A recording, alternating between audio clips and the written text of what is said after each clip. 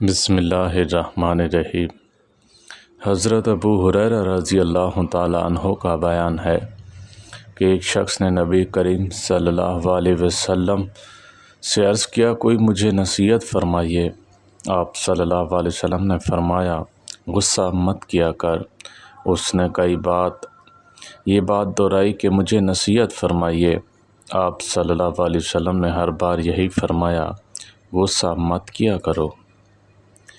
حضرت ابو سعید خدری رضی اللہ تعالیٰ عنہ سے روایت ہے کہ نبی کریم صلی اللہ علیہ وسلم نے ارشاد فرمایا، جب تم میں سے کوئی شخص کسی منکر کو دیکھے تو اسے چاہیے کہ اسے ہاتھ سے روکے، اگر اس کی استطاعت نہ ہو تو زبان سے روکے، اگر اس کی قدرت بھی نہ ہو تو دل میں اسے برا جانے، اور یہ ایمان کا کمزور ترین درجہ ہے۔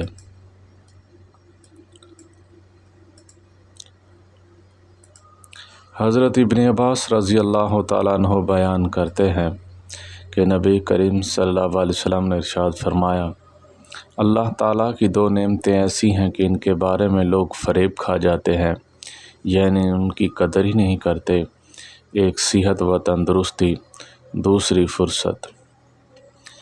حضرت انس رضی اللہ تعالیٰ عنہ بیان کرتے ہیں، نبی کریم صلی اللہ علیہ وسلم نے فرمایا، جس آدمی کی نیت آخرت کی تیاری کی ہو، اللہ تعالیٰ اس کا دل غنی کر دیتا ہے، اس کی پریشانیاں سمیٹ دیتا ہے، اور دنیا ذلیل ہو کر خود اس کے پاس آ جاتی ہے۔ اور جس شخص کی نیت دنیا کمانے کی ہو، اللہ تعالیٰ اس کی آنکھوں میں بھوک پیدا کر دیتا ہے، اس کے کاموں کو اس طرح بخیر دیتا ہے کہ اس میں الجھا رہتا ہے، ملتا وہی ہے جو پہلے اس کے مقدر میں لکھا ہوتا ہے۔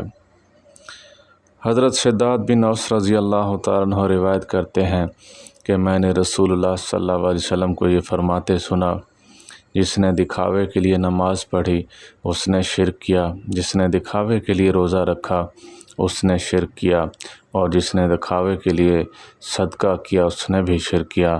اللہ تعالی ہم سب کو شرک سے محفوظ فرمائے۔